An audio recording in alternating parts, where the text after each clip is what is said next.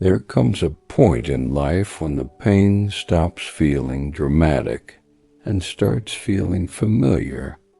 When disappointment no longer shocks you, it just settles quietly in your chest. You don't cry the way you used to. You just sit there wondering why the same story keeps repeating with different faces. If you've reached that place, this message is not here to accuse you. It's here to tell you the truth with compassion.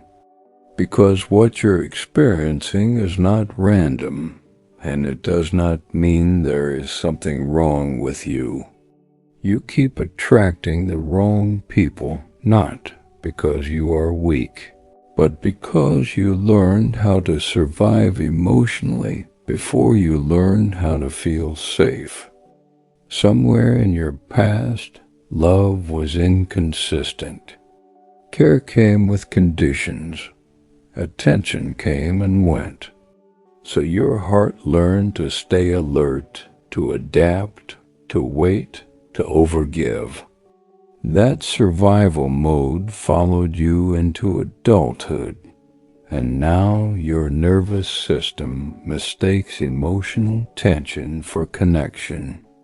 Peace feels unfamiliar, while chaos feels alive. You didn't fall for the wrong people because you lacked intelligence or self-respect. You fell because they mirrored something unresolved inside you. Emotionally unavailable people felt familiar. Hot and cold behavior felt exciting. Silence felt like a challenge. And deep down you believed that if you loved hard enough, stayed patient enough, or proved yourself long enough, you would finally be chosen. Not realizing that real love never asks you to audition for a place in someone's life. Broken people recognized your empathy before healed people ever noticed your strength. Manipulative people sensed your loyalty. Draining people felt safe taking from you because you rarely asked for anything back. You didn't attract them intentionally. Your heart simply spoke a language they knew how to use. And every time you ignored your discomfort to keep the peace, you taught others how to treat you. God saw every moment you stayed longer than you should have. Every night you overthought conversations. Every prayer where you asked for clarity but stayed anyway. And God did not allow those connections to punish you. He allowed them to reveal you. Each wrong person exposed a wound you were carrying quietly. One showed you that love without consistency creates anxiety. One showed you that attention is not commitment.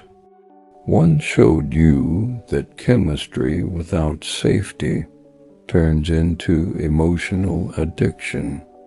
You kept attracting the wrong people because you were loyal to potential instead of reality. You saw who they could be instead of who they were choosing to be. You explained behavior that hurt you. You waited for change that never came. And in the process, you slowly abandoned yourself while calling it love. But love that costs you your peace is not love. It is emotional survival dressed as devotion. Eventually, something began to shift inside you. You grew tired in a way sleep couldn't fix. You stopped feeling excited by empty words. You started craving peace more than intensity. That exhaustion was not weakness. It was wisdom forming. It was your soul rejecting cycles it no longer belonged in. You weren't becoming colder. You were becoming clearer. Now, inconsistency makes you uncomfortable instead of attracted. Silence no longer feels mysterious. It feels loud. You notice red flags faster. You pull back instead of chasing. And this is where it gets confusing, because as you heal, the wrong people may still appear. Not because you're failing, but because your boundaries are being tested. Familiar energy shows up one last time to see if you'll choose growth or comfort. This season may feel lonely, and that loneliness can feel heavy if you don't understand it.